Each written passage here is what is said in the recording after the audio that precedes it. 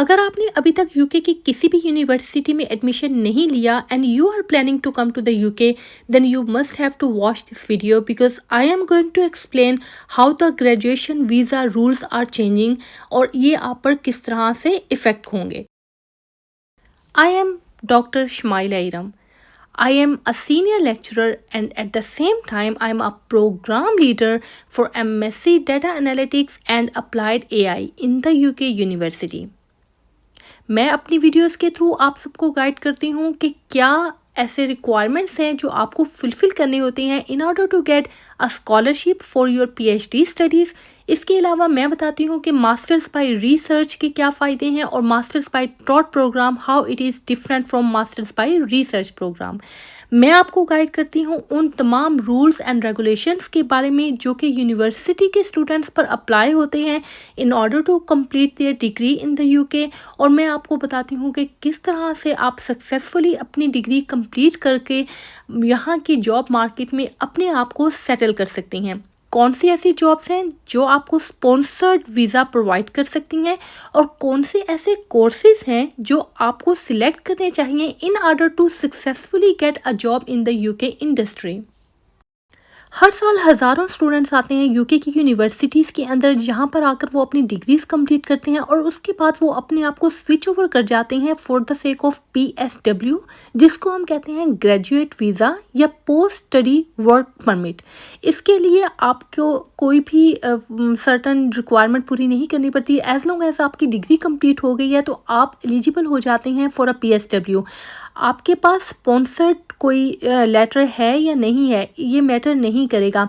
जब आप यूके में अपनी डिग्री कंप्लीट कर लेते हैं तो एक ग्रेजुएशन जो रूट है वो आपको एक फैसिलिटी प्रोवाइड की जाती है कि you can stay in the UK for a certain period of time. वो सर्टेन पीरियड ऑफ टाइम क्या है वो मैं आपको अगली वीडियो में बताती हूँ। But you stay in the UK for a certain period of time and to look for the job, to improve yourself further and to look for a sponsored job that can help you to stay in the UK for a longer period of time depending on the job you have got in the industrial market. आज जब मैं घर से निकली तो मैंने सोचा मैं आपको अपनी यूनिवर्सिटी भी थोड़ी सी सिखाती चली जाती हूँ।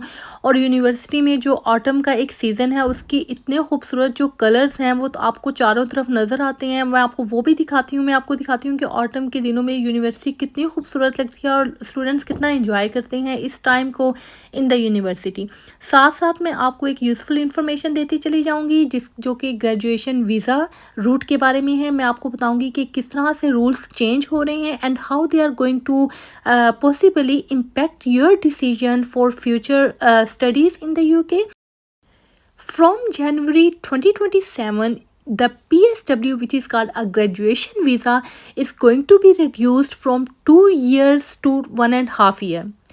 इट मीन्स कि जो भी लोग 1 जनवरी 2027 से यूके में फॉर मास्टर्स डिग्री अप्लाई करने जा रहे हैं उनको पीएसडब्ल्यू 2 इयर्स के बजाय 1.5 ईयर का मिलेगा विच इज़ 18 मंथ्स। अब वो लोग जो कि इस ड्यूरेशन से पहले इस एक टाइम पीरियड जो है कि उन्होंने टाइम पीरियड ऑलरेडी सेट कर दिया उससे पहले अप्लाई करेंगे, they are still eligible for a 2 year PSW. तो ये एक टाइम फ्रेम दे दिया गया है कि those who want to apply for a 2 year visa for PSW तो वो 1 जनवरी 2027 से पहले अप्लाई करें। लेकिन अगर आप 1 जनवरी 2027 के बाद अप्लाई करेंगे या ऑन 1 जनवरी 2027 को अप्लाई करेंगे उसके बाद जो पीएसडब्ल्यू है वो रिड्यूस होकर 18 मंथ्स का रह जाएगा।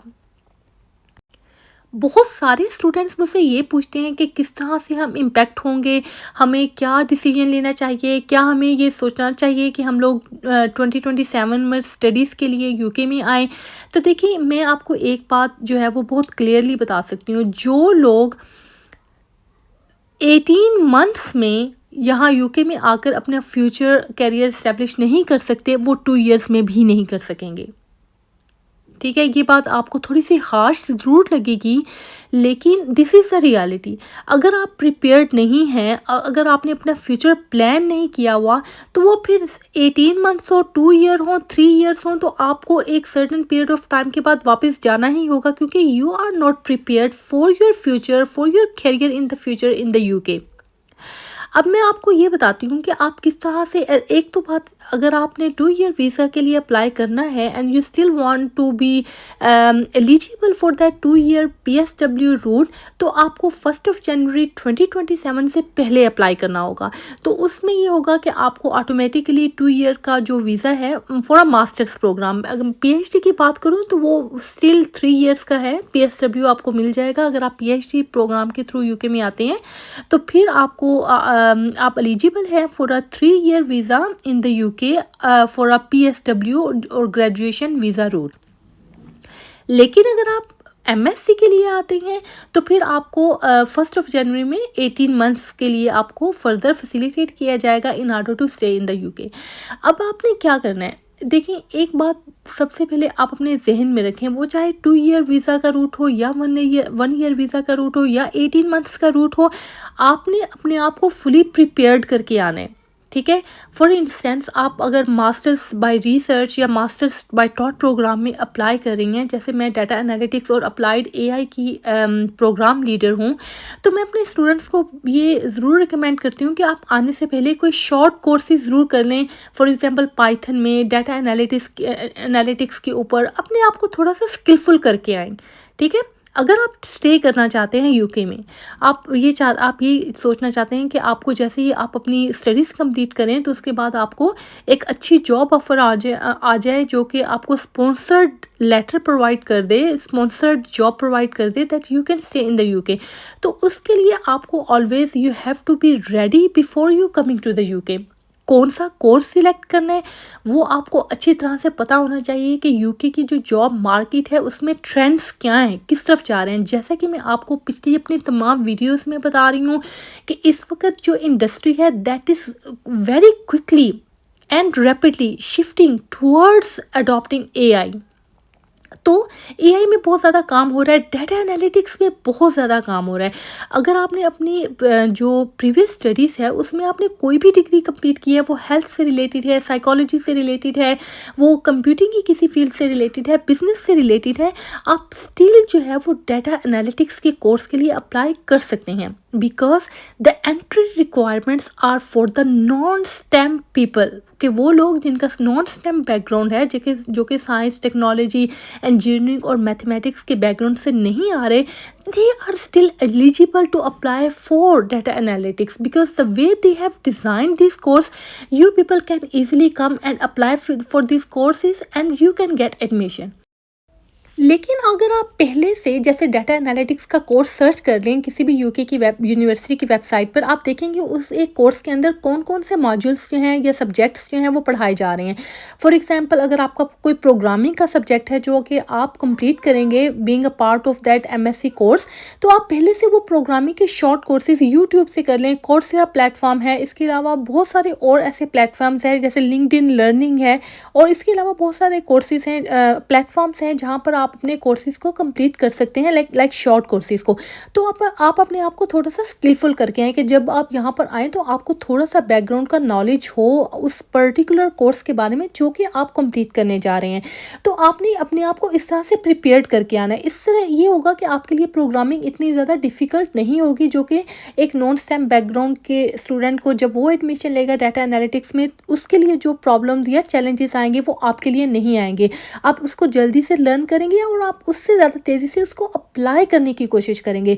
जब आप अप्लाई करते हैं किसी स्किल को तो आप उसको ज़्यादा अच्छे तरीके से समझते हैं, आप ज़्यादा अच्छे तरीके से उसको अप्लाई कर सकते हैं और आप ज़्यादा अच्छे तरीके से उसकी आउटपुट को अंडरस्टैंड कर सकते हैं।